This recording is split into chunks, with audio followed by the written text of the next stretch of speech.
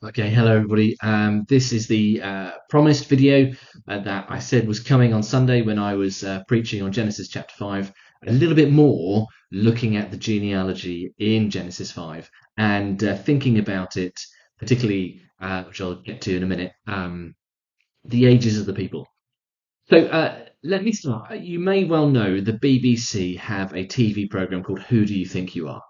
Now, of course, the reason that they're able to produce this program is not that we are interested in the bare facts and the dates of these celebrities who go on the program and discover their genealogy and their history. We're interested in the story, aren't we? We live in a world which is very keen to get things precise in some ways, and so we like the facts and the dates to be ordered. But actually, that kind of program wouldn't make for a good program unless we had the story about the people it's involved. We're looking for and we enjoy thinking about the stories of the past and how they shape the present. Now, genealogies in different countries in the world and also in different cultures are also telling the story about who people are in the present. They are there to give a lineage, yeah, absolutely, to locate people in certain tribes. That certainly happens in the Bible, but they're also about talking about, well, how is this shaping who I am today, and what are the stories of the people that lived before?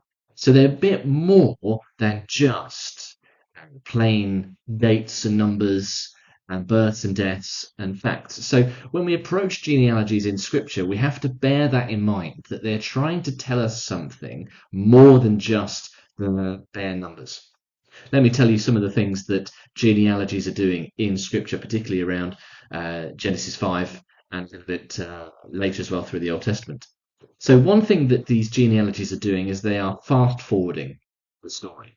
So it's a bit like fast forwarding through the adverts on demand TV, that you can get straight back to the story. You can pick up where the action is.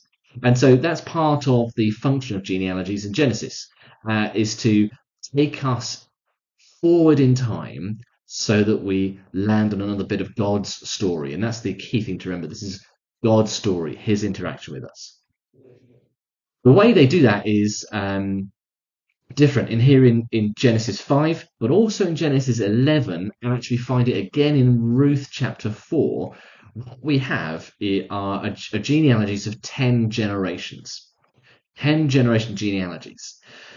They also, all of them, these three, Genesis 5, Genesis 11, and Ruth chapter 4, they stop on someone in the Bible we're going to spend some time with. So Genesis 5 ends with Noah. We're going to spend a bit of time in Noah. Genesis 11 takes us all the way to Abraham. We're going to spend quite a few chapters of Genesis with Abraham. Ruth chapter 4 takes us to David. David, who's the shepherd boy who becomes king of Israel. So we're going to spend some time with David.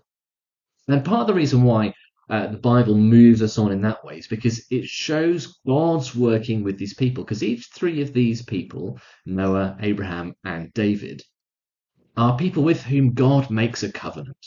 With Noah, we're going to discover this coming Sunday and in a couple of weeks' time, God makes the covenant where he promises not to flood the world again.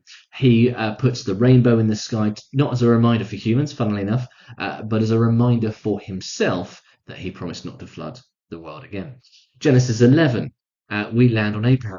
God is going to make a covenant with Abraham, in which God promises Abraham that he will have children, as many as the sand on the seashore, the stars in the sky, and through him, all nations in the world will be blessed. So God has made a covenant with Abraham.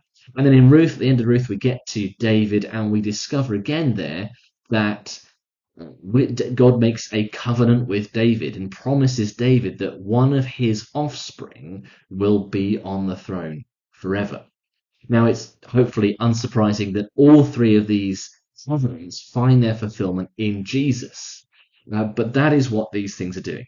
We are landing on someone with whom God So there's a few things. There's a fast forward element to these genealogies. There's a purpose to move the story onto focusing on someone significant in God's salvation story. But what about the ages then? How does that reflect on how we're to understand the ages, particularly in Genesis 5? Well, again, firstly to say that the ages are not really the main point of the genealogy. So there's a whole host of different opinions, and the scholars sway and hold different opinions about what we're to do with these big ages, these big numbers. Let me give you some examples. Well, some people think they are literally the right ages for the people, and so the hundreds and hundreds of years that these people through the genealogy lived, well, they actually did live that long. It's not as clear cut as we might like to think there. We run into some problems with crossover of people, particularly when we get to the flood. That there seem to be some people who lived through the flood who weren't on the ark, if we take their ages literally. So that's not a wholly comfortable solution. Others will think that actually the people then were measuring their years differently to the way we measure our years. So they were measuring them in 4 months or 3 months as a year goes past. So the ages rack up quite quickly. Of course, the problem with that is that God has created seasons and God created years. There's no reason to suspect that the earth went round the sun any quicker. And so it would be strange to mark ages in that way in some senses.